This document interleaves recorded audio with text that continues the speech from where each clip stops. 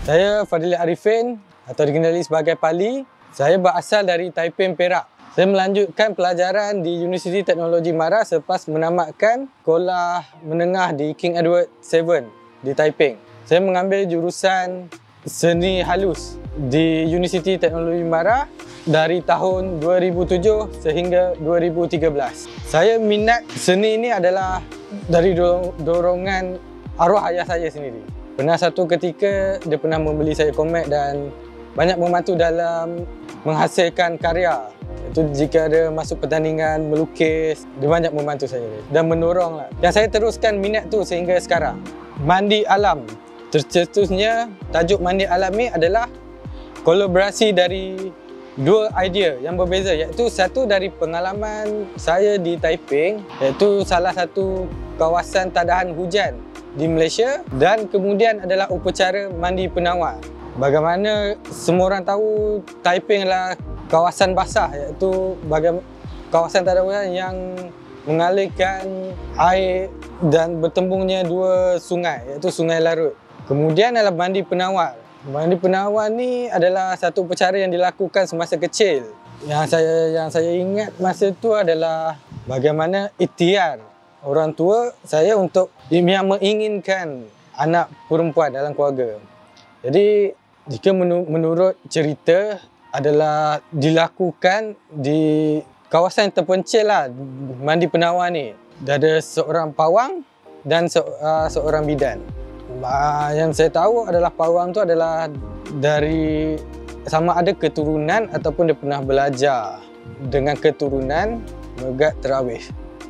Proses untuk menghasilkan karya mandi alam adalah daripada foto lama yang telah dijumpai di sebuah album, iaitu upacara mandi penawar yang dilakukan semasa kecil. Bagaimana melalui foto itu, saya telah buat beberapa kajian lah tentang mandi penawar. Dan akhirnya saya telah bertanya pada Dr. Halini, mandi penawar boleh dijadikan sebagai mandi bunga jika bahan-bahan yang digunakan lah ada sama. Mungkin nama tu agak sikit berbeza kerana mungkin setengah kawasan saja yang menggunakan nama mandi penawar. Jadi melalui satu foto tu saya telah membuat beberapa lakaran untuk karya akhir yang bertajuk Mandi Alam, di mana saya buat lakaran sebuah arca awam yang boleh digunakan ataupun boleh dipersembahkan dalam bentuk seni, di mana karya itu saya menggunakan idea ataupun pengalaman saya di Taiping, itu kawasan tadahan hujan. Bagaimana strukturnya dibangunkan dengan adanya tempat tadahan air dan air itu disiram ke atas tubuh badan seperti upacara mandi penawar. Bahan yang digunakan adalah besi dan air. Besi digunakan sebagai struktur kerana ia akan diletakkan di kawasan luar. Ia menjadikannya lebih tahan lama lah untuk satu karya itu. Saya menggunakan color yang kontra sebab saya mahu karya saya dilihat di kawasan yang lapang, iaitu orang lebih fokus kepada karya ini kerana ia bersifat terbuka, dia diletakkan di tempat awam.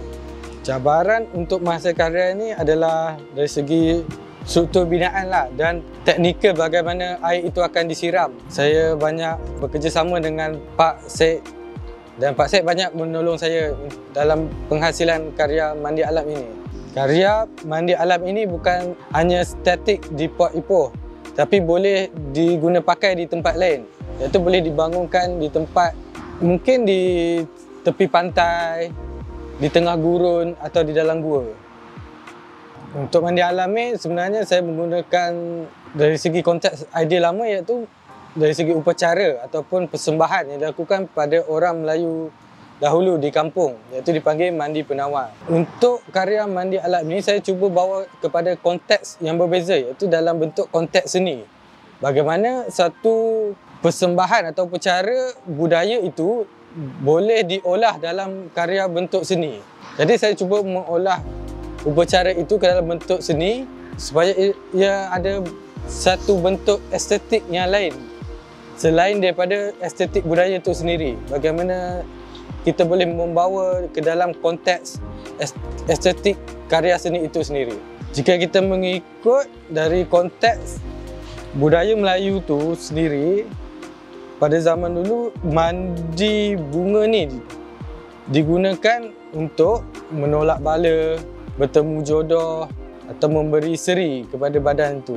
Itu bagi saya itu menarik untuk budaya Melayu kerana dalam budaya ada bermacam jenis upacara dilakukan seperti mandi minyak, mandi berkemban. Jadi bagaimana konteks zaman dulu itu dengan konteks sekarang adalah berbeza. Kerana sekarang kita ada sabun untuk wangikan badan. Kita boleh guna tub mandi, letakkan bunga. Jadi saya mengolah untuk masukkan dalam bentuk karya mandi alam. Bagaimana kita melihat saya menggunakan dua elemen air, iaitu satu adalah daripada air hujan itu sendiri dan satu lagi adalah daripada air pipe yang selalu kita guna. Bentuk arca ini adalah jika dilihat dia seperti bentuk figura manusia yang sedang berdoa, iaitu berikhtiar terhadap sesuatu. Kemudian ia disiram ke bawah, iaitu sesiapa yang duduk di bawah dapat merasa siraman tu. Sama seperti dalam foto yang digunakan, iaitu mandi penawar tu. Jadi dari bentuk estetik adalah pengalaman sewaktu berada di kawasan karya ini, iaitu perasaan. Mungkin perasaan tu berbeza dengan upacara yang budaya Melayu pernah lakukan sebelum, tapi sebenarnya saya cuba untuk mempopularkan semula budaya tu dalam konteks yang lain.